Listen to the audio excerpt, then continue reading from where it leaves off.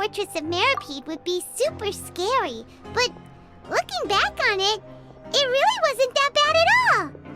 You've got a set schedule, guaranteed food and board, and you can even buy all kinds of stuff with credit coupons. It's really no surprise that many people don't even want to leave. Oh, you mean Risley? He's definitely a pretty impressive leader. While he does look kind of intimidating, he's actually pretty easy to talk to once you've had a conversation or two with him. Paimon wonders how he's like with the people here. Do they also get the same guy we do, or is he a lot harsher with the bad guys? Yeah, he must be doing something right to maintain order here, while not making everything feel super oppressive. Excuse me, did I hear someone there? Could you please do me a favor? Huh? Paimon could have sworn she just heard something. Excuse me, is someone passing by? Could you do me a favor, please?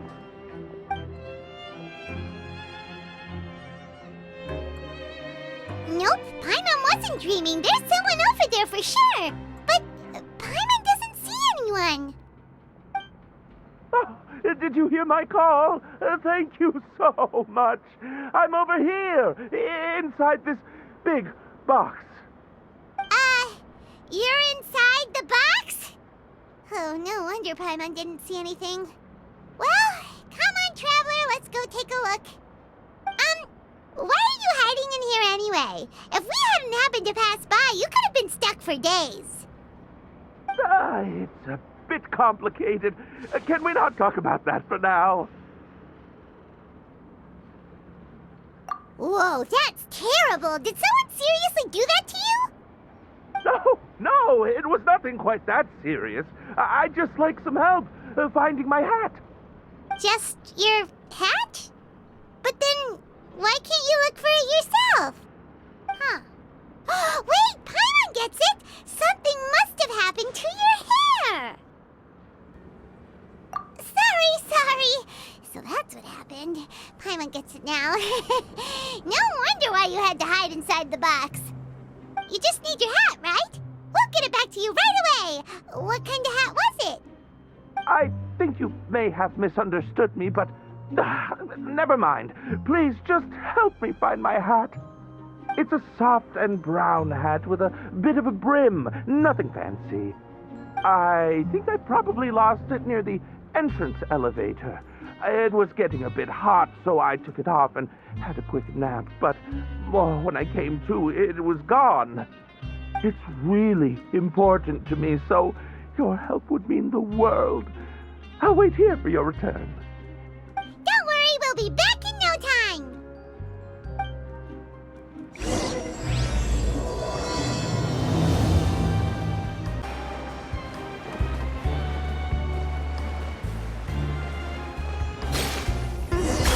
Paimon doesn't see anything here.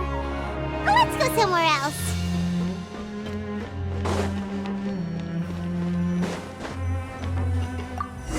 Just where is that thing?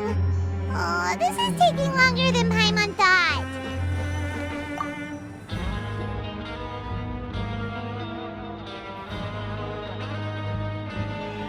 Nothing in the water either. Paimon thought it might have gotten blown in. Oh, we've looked everywhere and still not seen anything that looks like a hat.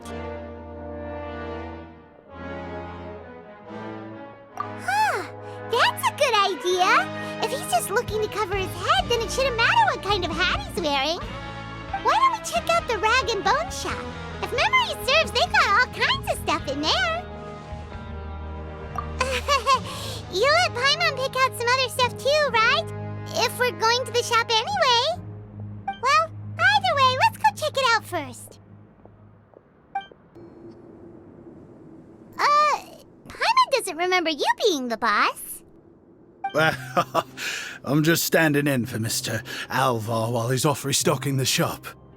Now, just wait a sec.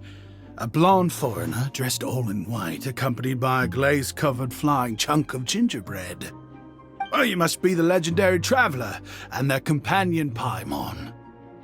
No! Well, you're half right. treasured companion, sure, but she's not some flying chunk of gingerbread! Sorry, I never thought I'd get the chance to see you with my own eyes, so got a bit ahead of myself. I hope you find it in your magnanimous hearts to forgive my discourtesy. I'm just a nobody, after all. There's no need to put yourself down like that. Paimon's just venting. Why, your heroic actions at Araneus have long made their way to the fortress of Meripede. We heard that you were personally received by His Grace when you made your way down here, you know. You were the envy of all. And you're one of His Grace's favorite people, so of course, everyone wants to be introduced to you. Well, I figure you'd appreciate honesty over flattery. After all, I also only joined up here because I'd heard Mr. Alvar was a good friend of the Duke. And though I've only caught scant sight of His Grace since then, as fate would have it, I've become fast friends with Mr. Alvar himself. I mean, we've all got agendas, but rather than trying to force something to be true, it's often better to just go with the flow. Oh, so now you're trying to kiss up to us. Well, I did mean it when I called you legends, and it is indeed an honor to meet the two of you. Oh, enough of that. Is there something you're looking for? No problem. Anything else? Hey, feel free to check out anything you want. The credit coupon costs are on me. Wait, but that's, you don't have to be so nice. Well, it's not like I'm getting paid to watch this shop. Instead of more coupons, Mr. Alvar usually lets me just take my pick of our goods. Life's been pretty good recently, so I might as well just waive your bill. Never hurts to make some friends. All right, Paimon will take a look.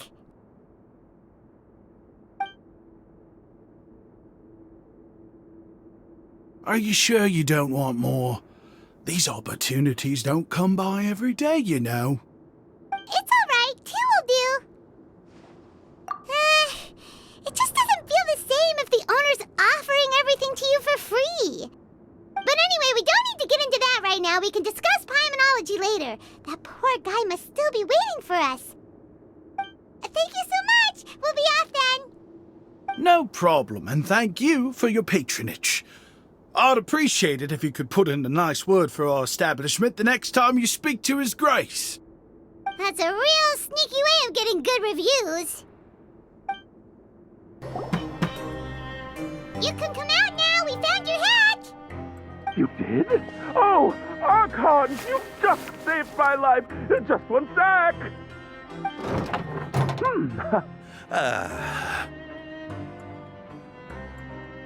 Wait, so you're not actually bald?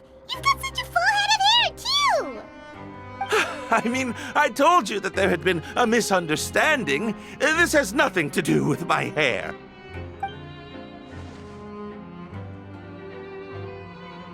Wait, this isn't my hat. Well, we got you a new one. We tried really hard to look for your hat, but no dice. Ah, I see. Thank you so much. I'm really grateful, but unfortunately, there's just something special about my hat. Does it have some kind of sentimental value? But, sorry, I can't explain at the moment. Time's tight as well, so I suppose I'll keep looking for a while. If you're looking for a hat, I just picked one up over here. Is it yours? Your Grace!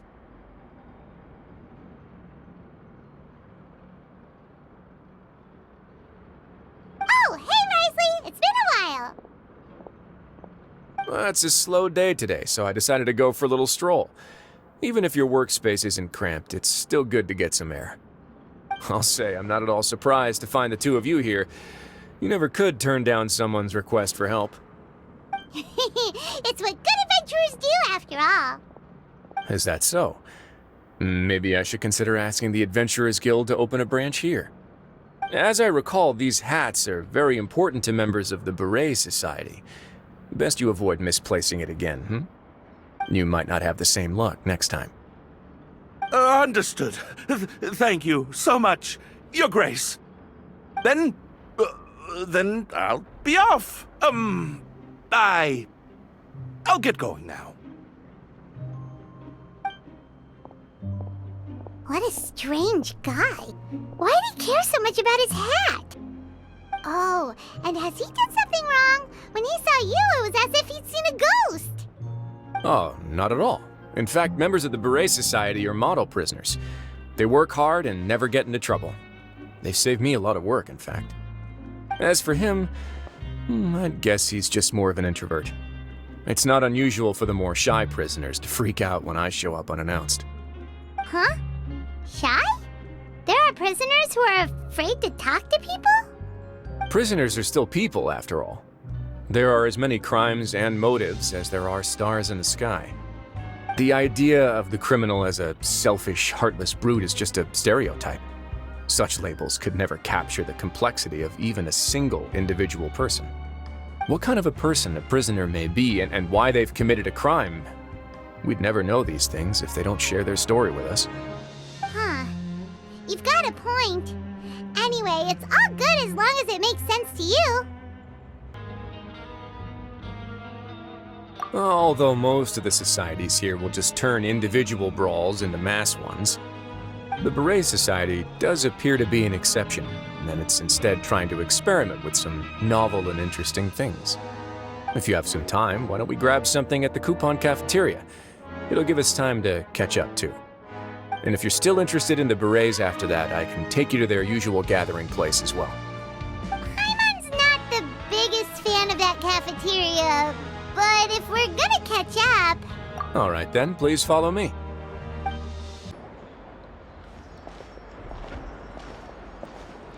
Welcome, Your Grace, and the Traveler. Would you like 3 orders of today's welfare meal? Unfortunately, we weren't informed of your visit in advance, so we didn't prepare any super deluxe welfare meals today.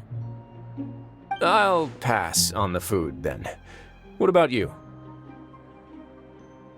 Then Paimon will also pass.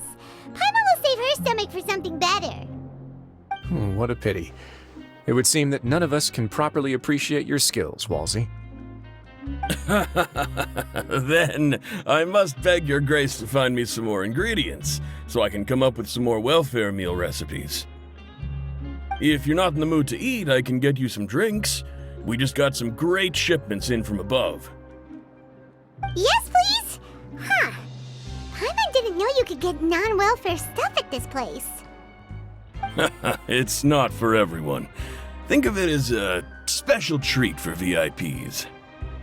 Oh, now that's what Paimon likes to hear. In that case, 2 bottles of the drink for Paimon, please. 2 bottles coming right up.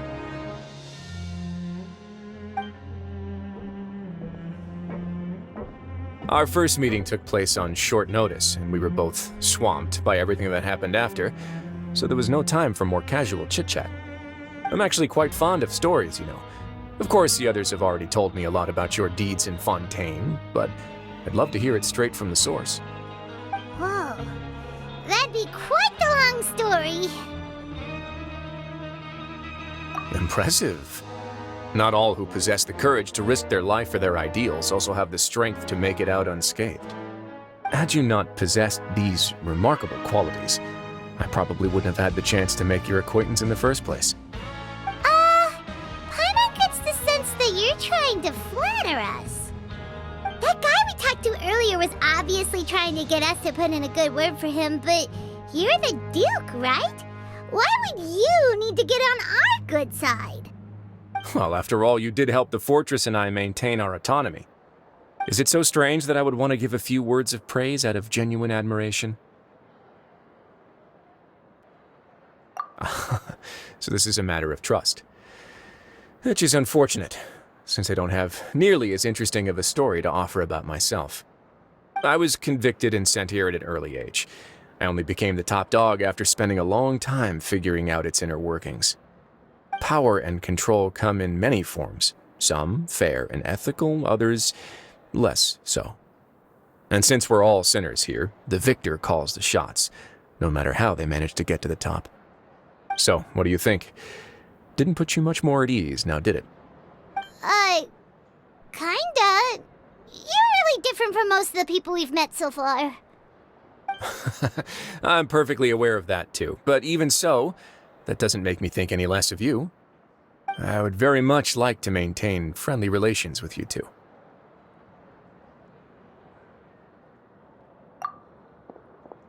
Your Grace, after following your instructions, we were able to find a box of undeclared contraband in the latest shipment of cargo. They were extremely well hidden, and we've confirmed that the senders have been using this method to smuggle goods for a while. We're trying to trace the goods to their source. Got it. Leave the box here and contact me immediately if you make any progress. You're dismissed. Yes, Your Grace.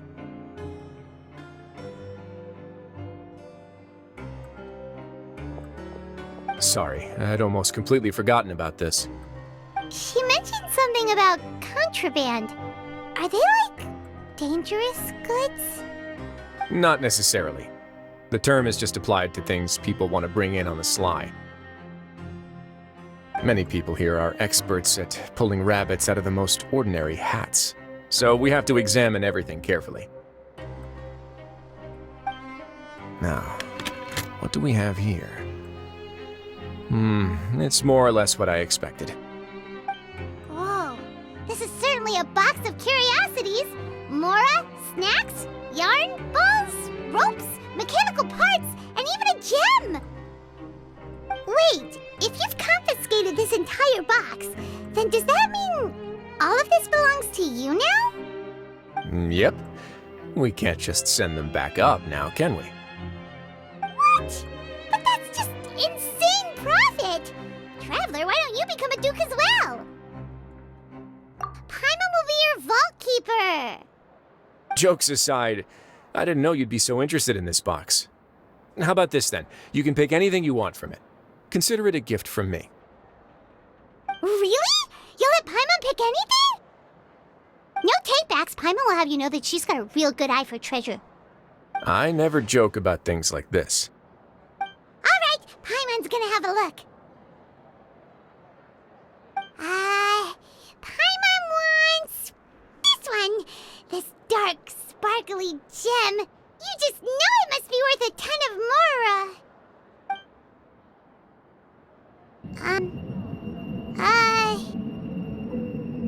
Actually, never mind. Paimon doesn't want this gem anymore. Can Paimon pick something else instead? There's something weird about this gem. Paimon remembered a lot of bad things when she picked it up. Paimon couldn't even tune them out. It's as if the gem was just drawing them out of Paimon's brain. It was super spooky. Is that so? Let me give it a try.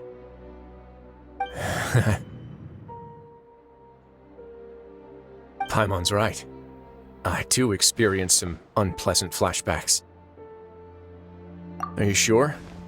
I wouldn't exactly call it fun. Fair enough. Go ahead. I don't think it'll have a permanent effect.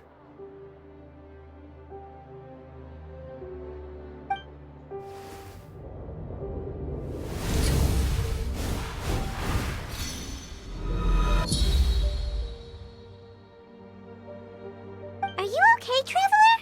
You also saw something, right? I'll take this gem then and run a thorough investigation on its properties. Paimon, feel free to pick something else. Then... actually, never mind. Paimon's gonna pass. Paimon was thinking about one of the snacks, but who knows if it'll also make Paimon sick. You do have a point. In that case, we should destroy the entire box and all of its contents. Seems like we're almost done with our drinks, too. Let's go check out the Society's gathering place, then. I can introduce you, and we can also continue our conversation while we're at it. Wait, are you this free every day or something? Just noticed? I wasn't exactly busy the first time we met either.